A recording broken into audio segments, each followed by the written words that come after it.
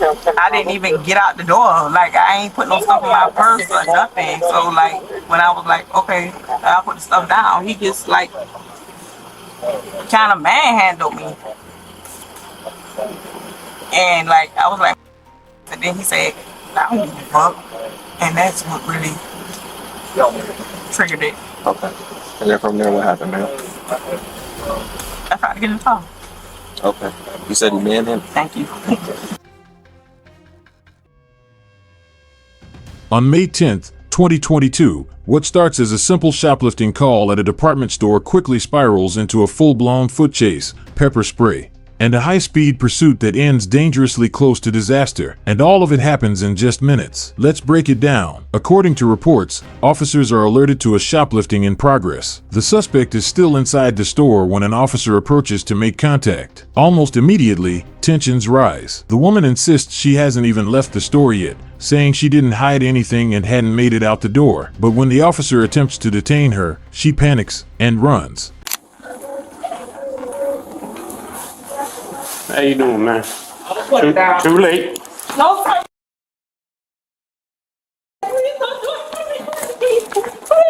Stop. Stop. Please. Don't make it worse than it already is, ma'am. Don't do it to me. Please. Please don't do it to me. I don't care. Please, sir. Please, sir. Please, sir. Please, sir. Please. Metro, she's running from me. Start them quick. She's in the store still.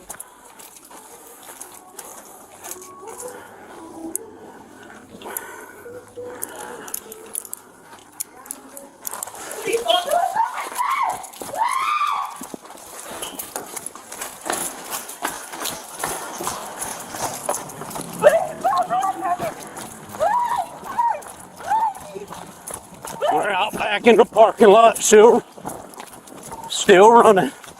What follows is a chaotic foot chase through the store and into the parking lot. You can hear her repeatedly yelling for the officer to stay back, while the officer warns her that running will only make things worse. At this point, emotions are high, adrenaline is pumping, and decisions are being made fast, and not always wisely.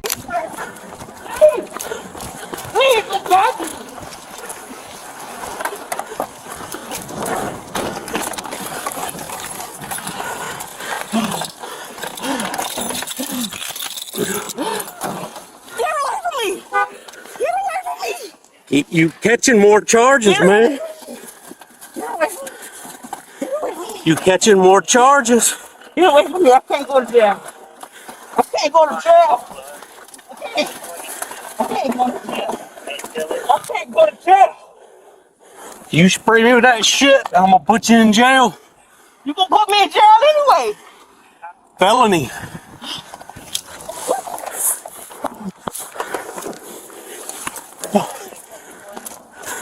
Get away from me. God almighty no. Metro, she just sprayed me with mace.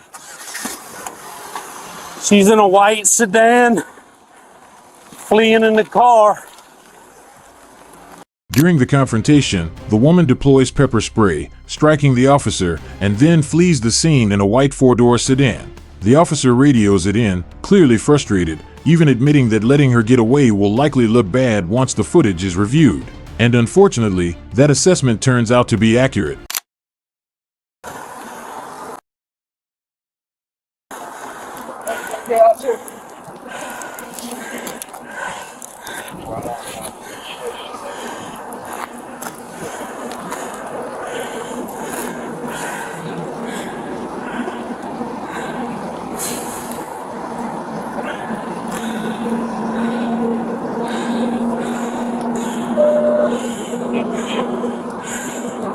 It's a white four-door sedan. We got some There you are.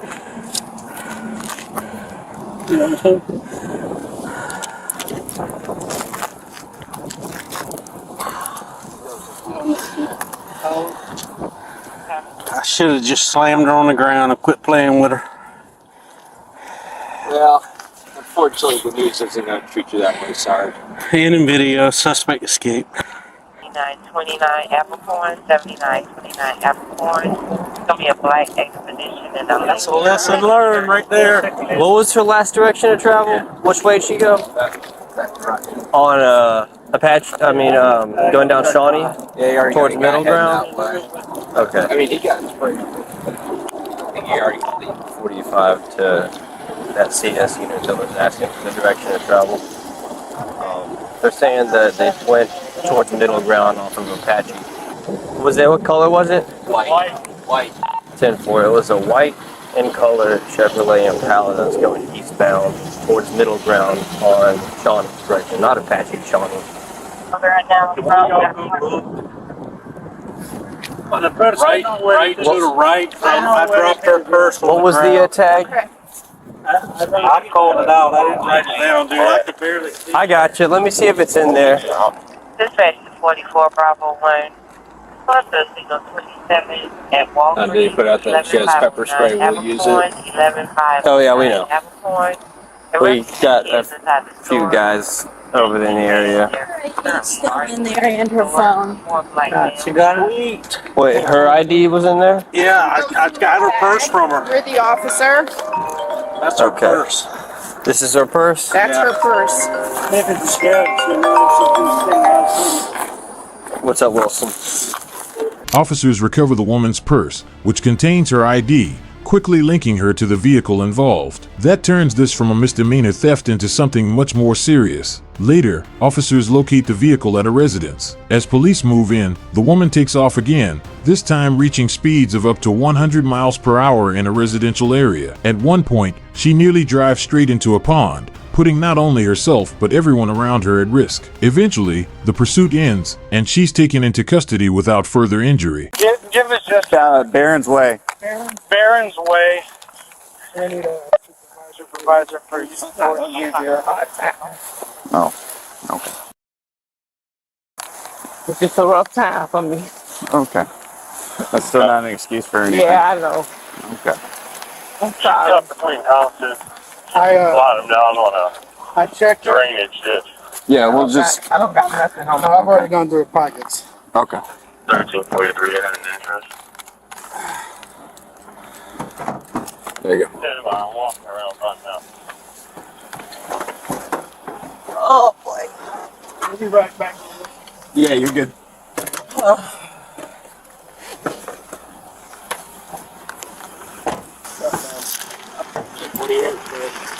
Hey, young lady.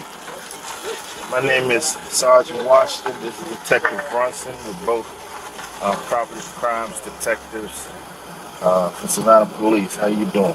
Can we get you anything to drink? Okay.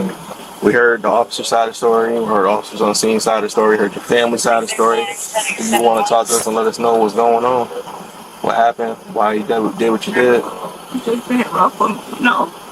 it's a yes or a no, ma'am. I just have to read something to you if you want to speak with us. Okay, give me a second. Once again, we want to make sure you're okay. You want water? You want anything? You feel the air in there? You feel the air? The AC? It's pretty cool? Okay. All right. Give me 1 second. All right, you have the right to remain silent. Anything you say can and will be used against you in a court of law. You have the right to speak to an attorney and to have an attorney present during any questioning.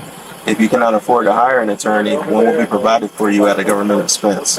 Knowing and understanding your rights as I explain them to you, are you willing to speak to us and answer any questions without an attorney present? Yeah. Okay. Did you use any drugs today? No. Okay. Are you in a good mental capacity at the moment?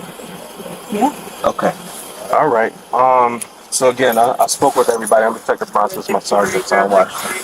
We spoke with everybody pretty much involved. Can you walk us through what happened? You know that you were trying to get some baby clothes for the I think you told the officer that. Can you walk me through from there? If you procuring the items and why that was done? Well, it was done because it was stupid. So, you know, I can't make no excuse for that. But I didn't even get out the door. Like, I ain't put no stuff in my purse or nothing. So, like, when I was like, okay, I'll put the stuff down, he just, like, kind of manhandled me. And like, I was like, and then he said, I don't give a fuck. And that's what really triggered it. Okay.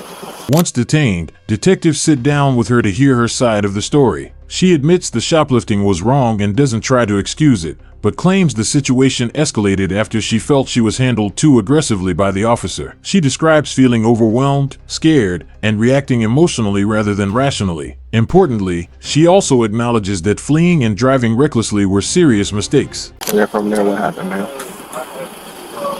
I tried to get in the car. Okay. You said he manhandled. Thank you. You said he manhandled you. Did he grab you on the shoulder, the arms? He grabbed my arm, he grabbed my wrist, Okay. he grabbed my side, he manhandled me. Yeah, he roughed me up. And like, yeah, I'm not gonna make no excuse. Yeah, I know I was doing something wrong, but goddamn, you ain't had to do all that. Okay, so did you feel the need to pepper spray him at that point to protect yourself? Yeah. Okay. But I felt like, you know, he was saying all kind of crazy stuff. I understand. That's kind of, parent, you both die, you never know. What everybody, how everybody feel in that moment? What's okay? The other side. Thank you. Thank you. Okay, so, we got that part. You told him that you said you don't give a fuck. At which point you pepper sprayed him, and then you wanted your car, or your mom's car. Yeah, my mom's car. And then, Yeah. who was the kid? But they said it was kids in the car. It was no kids in the car. I was by myself. Okay, I was outside. I was parked right in front when you pulled in front of the house. But that was like after the fact. But they said that I was driving reckless with my kids, and that wasn't true. That's what your family said? I'm pretty sure you spoke to him because that's who I talked to. Yeah, that wasn't true. Like, was that your kid? No. Okay. My kid with their daddy. Okay, who was the kid with you? Just someone that you dropped off? Yeah, just somebody that was dropping off over there. Alright, so you dropped the kid off. Cool. At which point, that's when I was outside the house. Officers trying to stop me. Took off. You're going about 100. Going about 100. What you going on? Stupid, man. It was stupid, man. Like, I can't make no excuse for it. You drive, Like, you could have worked for us. Like, Took off. I can't make no excuse for it, I'm not gonna try to make an excuse for it. It was stupid, it's just a hard time, but it's no excuse for it. But like, if that also wouldn't have roughed me up like that, then I wouldn't. You would have just said, hey, I did it, whatever. Yeah, and then it is what it is. I got you.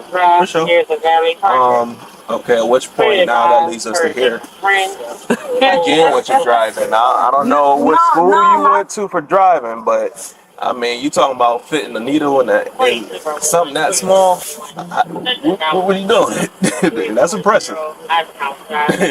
Give me a job, I won't have to steal. Yeah, I think a little late for that. If you would have a couple months back, maybe. I think you still got a job off because that's some serious driving. I'm talking about. That's some serious driving. It's not funny. It's not funny. No. And I'm sorry that all got pepper spray, but it got, you can't just be handling people all kind of jacked up ways like that. And I appreciate your apology. Yeah, I'll let him know. I apologize. Okay, I appreciate you speaking with us. I hope you feel better. What's going on with you? I don't know, this hair is just in my eyes. My eyes water. Gotcha. You probably got some pepper spray on your hair. Yeah. From earlier. Right. And Look then, at this burning. yeah, you might got some pepper spray and in your lashes or whatever. I know EMS was just here. Did they look at you? Yeah, but it wouldn't burn it then. Okay. Well, we're trying to get you out of here. Let's see, get some tissue, but we're trying to get you transported, okay? You ready to go now? Yeah, I'm ready to go. For sure. We'll get or none of that. Thank you. One detective even tries to lighten the mood briefly, commenting on how dangerously skilled her driving was, before immediately reminding her that it's nothing to joke about. And that's really the takeaway here. A moment of panic turned a minor crime into felony charges, a dangerous pursuit, and a situation that could have ended far worse. The woman was ultimately charged with shoplifting and felony obstruction. No one was seriously injured, but it's a clear reminder of how quickly things can escalate when emotions take control. What do you think? Did fear take over, or did this situation spiral out of control on all sides? Drop your thoughts in the comments, and if you want more real, unfiltered police body cam breakdowns like this one, make sure to like, subscribe, and turn on notifications. Appreciate you watching. If you enjoyed this one, you'll definitely want to see the next case. Just click on another video title when a TSA screening goes wrong and keep watching.